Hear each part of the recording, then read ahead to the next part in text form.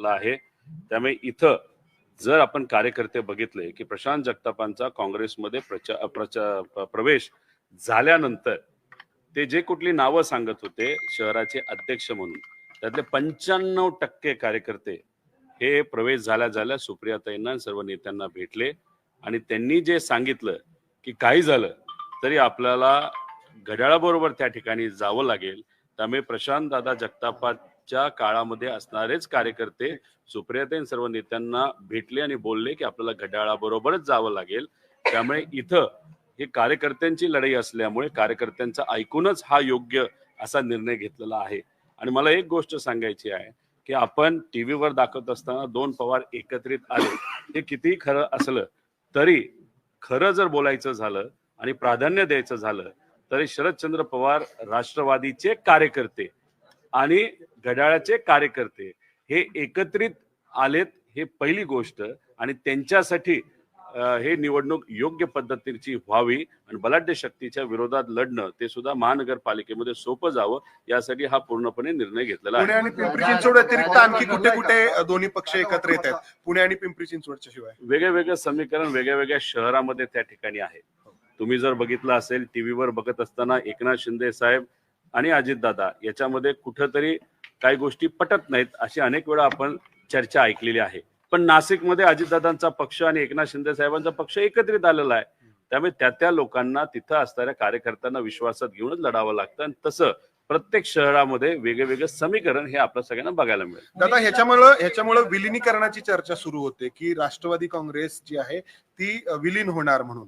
तर मग तुमचा पक्ष स्वतंत्र राहणार की भविष्यामध्ये विलीन होणार? बघा, महानगरपालिकेचे इलेक्शन आज या ठिकाणी आहे आणि विलिनीकरणाचा प्रश्न याचा विषय हा जर चर्चेत तिथं असला असता तर अख्ख्या महाराष्ट्रामध्ये आम्ही युती तिथं केली असती. पण तसं काही झालेलं आपल्याला दिसत नाही. तिथं फक्त पुणे आणि पिंपरी चिंचवड मध्ये तिथं असणाऱ्या कार्यकर्त्यां पदाधिकाऱ्यांनी हा घेतलेला निर्णय आहे. पवार साहेब या विषयामध्ये कुठंच नाहीत. पवार साहेबांचं हेच मत आहे की जे लोक आपल्यासाठी लढले त्यांना विश्वासात घ्या, त्यांचं म्हणणं काय हे समजून घ्या. महानगरपालिकेमध्ये कधीही मोठे नेते एवढ्या मोठ्या लेवलला इन्व्हॉल्व्ह झाले नव्हते.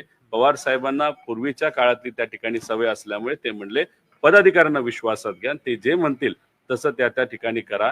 आणि तसंच वेगळ्या शहरांमध्ये वेगवेगळं समीकरण हे आपल्याला बघायला मिळतंय. पण पुणे आणि पिंपरी चिंचवड मध्ये घड्याळ आणि तुतारी हे एकत्रित लढताना आपल्या सगळ्यांना बघायला उद्या शेवटचा दिवस आहे. म्हणजे आजच खरं तर बऱ्याच गोष्टी फायनल होतील. एबी फॉर्म हे आमच्या पक्षांकडनं आमच्या कार्यकर्त्यांना त्या ठिकाणी दिले जातील, घड्याळकडनं घड्याळच्या कार्यकर्त्यांना दिले जातील आणि उद्या दुपारी आपल्या सगळ्यांना किती जागा आम्हाला मिळाल्या याच्याबद्दल स्पष्टपणे काही गोष्टी जागा वाटपाचा फॉर्म्युला ठरलेला नाही ठरलेला आहे. तो फक्त प्रेसला सांगितलंच पाहिजे असं कुठं सांगितलेलं नाही.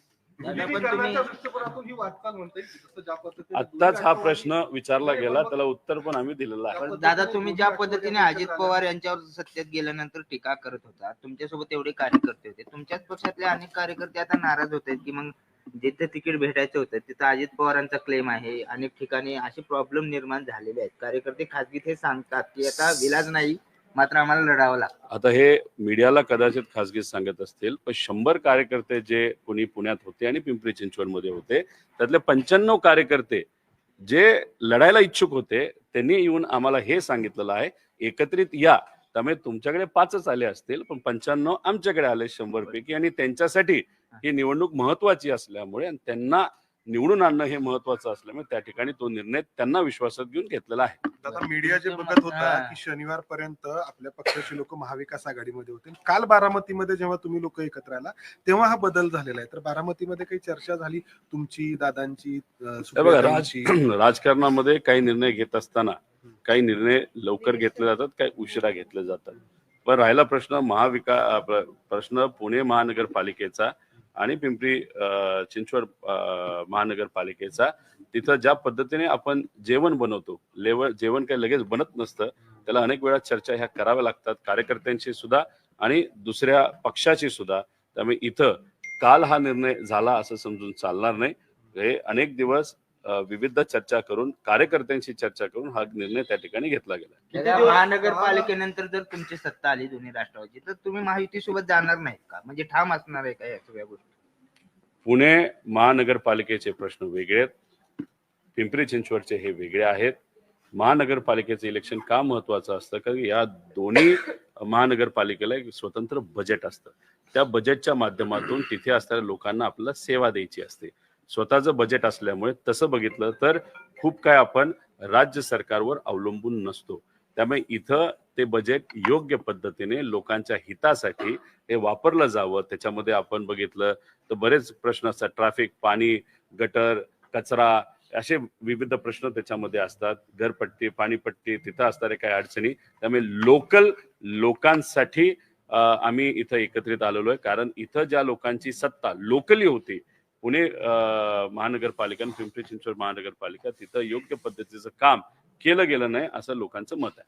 तुमच्यावर पण काही तुमचा विशिष्ट जबाबदारी महापौर देण्यात आली आहे का? जसं अमोल कल्याणला पिंपरी चिंचवडची दिली होती तसं तुमच्या नाही, डॉक्टर अमोल कोल्हे हे पिंपरी चिंचवड मध्ये सुद्धा तिथं इन्व्हॉल्ड होते आणि पुणे महानगरपालिकेमध्ये सुद्धा इन्व्हॉल्ड होते.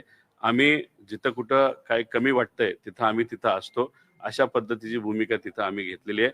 इथं सगळेच नेते जे आमच्या बरोबर आज आहेत त्यांनी त्या कार्यकर्त्यांशी बोलून कार्यकर्त्यांना न्याय देण्याचा प्रयत्न तिथं केलेला आहे. आणि जिथं कुठं संवादामध्ये, चर्चेमध्ये दुसऱ्या पक्षाबरोबर जर कुठं काय बोलायचं झालं, चर्चा करायची झाली, तिथं एक कार्यकर्ता म्हणून मी 2 शब्द नक्कीच बोललेलो आहे. दादा, काल अदानी बारामतीमध्ये होते, मात्र विरोधकांकडनं टीका होताना दिसते.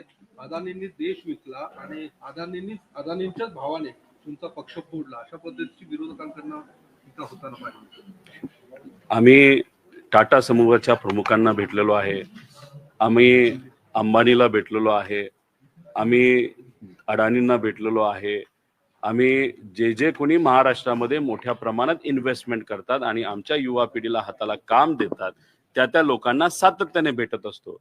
जे लोक CSR सामाजिक कामासाठी देत असतात त्यांना विनंती करून ते चांगलं काम व्हावं यासाठी आम्ही प्रयत्न करत असतो. आणि कालचा जर कार्यक्रम आपण बघितला तो एक सामाजिक कार्यक्रम होता.